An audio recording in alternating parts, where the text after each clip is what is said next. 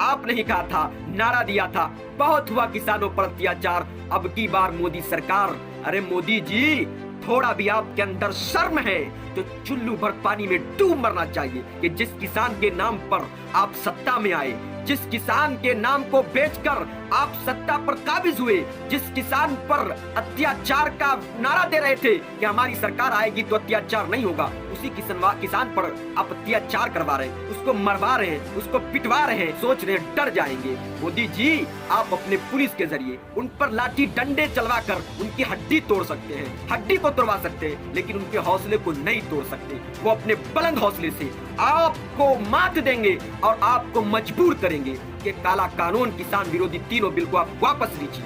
और बहुत दुख होता है कि अन्नदाता जो देश की रीढ़ की हड्डी है, जिसके बदौलत हमें और आपको भोजन प्राप्त होता है, हम और आप खाते हैं, उसी किसान को कुछ गंदी नाली के गंदे कीड़े लोग, गोबर भक्त जो गोबर खाते हैं, हरामखोर लोग, वो किसानों को देशद्रोही बता रहे हैं, किसानों को, अन्नदाताओं को खालिस्तानी बता रहे हैं, उसे पाकिस्तानी बता रहे हैं। कहता है 3 दिसंबर को मुलाकात करेंगे। अरे बेशरम कहिए, शर्म नहीं आती है?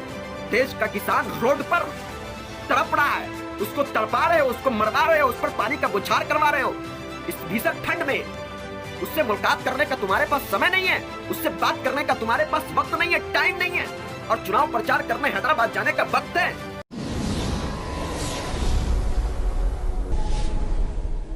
26 तारीख से देश के अंदर किसान को लेकर जो भयावह स्थिति बनी हुई है, किसानों पर जो अत्याचार किया जा रहा है, किसानों पर जो बर्बरता की जा रही है, जुल्म किया जा रहा है, और ये तानाशाही सरकार, हिटलरशाही सरकार दमनकारी रवैया इख्तियार करते हुए किसानों को, अन्नदाताओं को अपने पुलिस के जरिए लाठी और डंडे से मरवा रही है, और भीषण ठंड में उस पर पानी का बौछार करवा रही है, साथ ही उन पर आंसू गैस के गोले छुड़वा रही है, और सोच रही है कि किसान डर जाएंगे, पीछे हट जाएंगे। तो ये उनकी भूल है।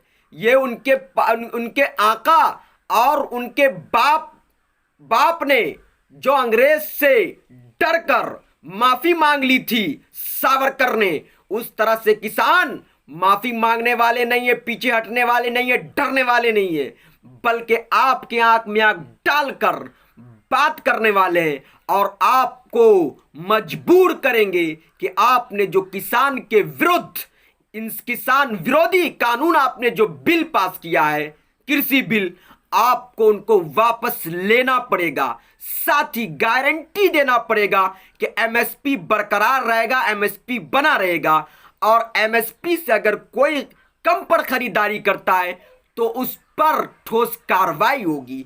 आपको लिखित तौर पर देना पड़ेगा, क्योंकि आपकी कथनी पर किसी को कोई भरोसा नहीं है। आप बोलते कुछ हैं, करते कुछ है।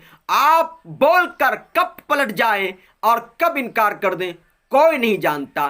क्योंकि मोदी जी, आपने ही कहा था कि प्रति वर्ष 2 करोड़ लोगों को रोजगार देंगे अगर हमारी सरकार आएगी, लेकिन आपने युवाओं को रोजगार तो नहीं दिया, लेकिन आपने करोड़ों करोड़ युवाओं को बेरोजगार आपने करने का काम किया।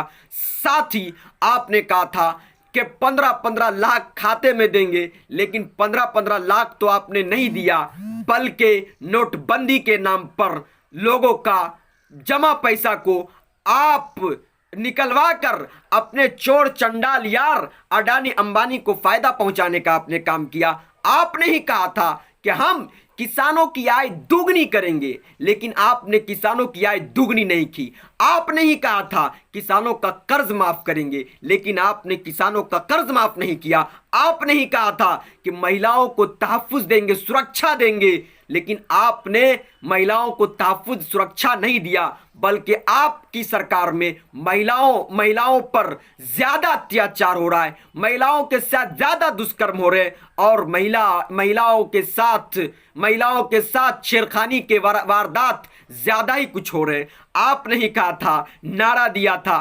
15/3/2014 को, बहुत हुआ किसानों पर अत्याचार, अब की बार मोदी सरकार, अरे मोदी जी, थोड़ा भी आपके अंदर शर्म है तो चुल्लू भर पानी में डूब मरना चाहिए कि जिस किसान के नाम पर आप सत्ता में आए, जिस किसान के नाम को बेचकर आप सत्ता पर काबिज हुए, जिस किसान पर अत्याचार का नारा दे रहे थे कि हमारी सरकार आएगी तो अत्याचार नहीं होगा, उसी किसान पर आप अत्याचार करवा रहे हैं, उसको मरवा रहे हैं, उसको पिटवा रहे हैं और उस पर भीषण ठंड में पानी का बौछार करवा रहे हैं। सोच रहे हैं डर जाएंगे। मोदी जी, आप अपने पुलिस के जरिए उन पर लाठी डंडे चलवाकर उनकी हड्डी तोड़ सकते हैं, हड्डी को तोड़वा सकते हैं, लेकिन उनके हौसले को नहीं तोड़ सकते। वो अपने बुलंद हौसले से आपको मात देंगे और आपको मजबूर करेंगे कि काला कानून, किसान विरोधी तीनों बिल को आप वापस लीजिए।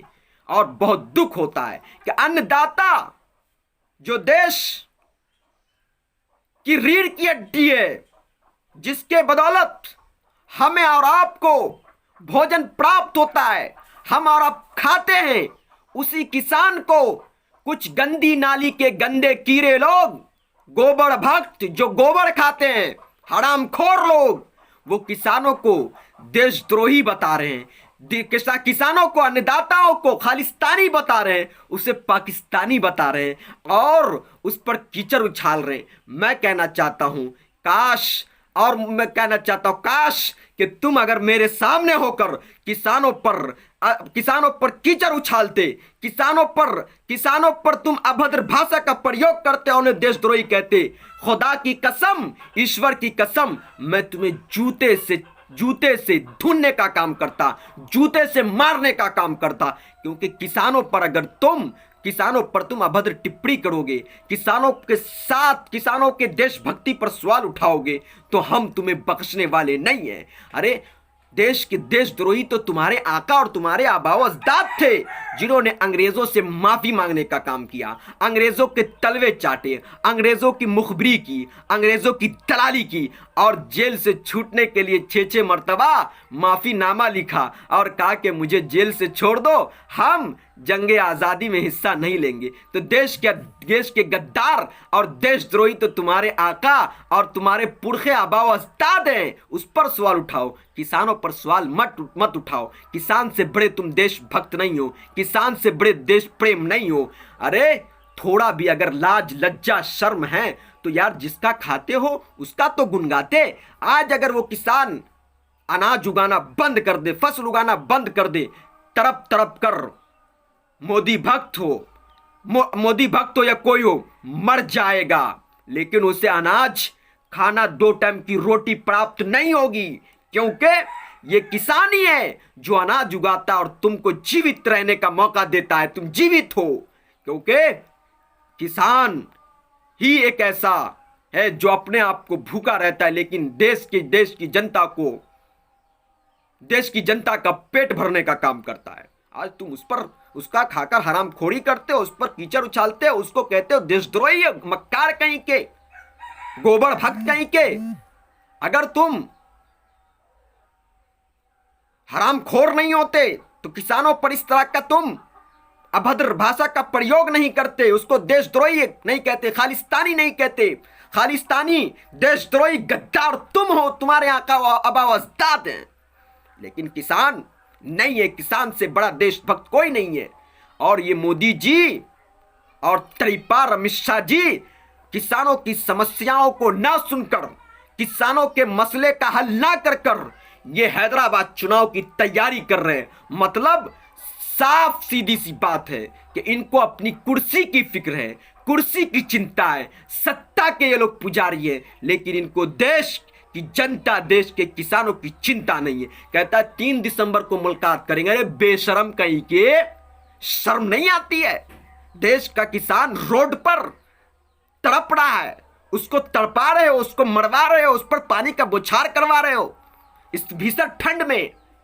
उससे मुलाकात करने का तुम्हारे पास समय नहीं है, उससे बात करने का तुम्हारे पास वक्त नहीं है, टाइम नहीं है। और चुनाव प्रचार करने हैदराबाद जाने का वक्त है।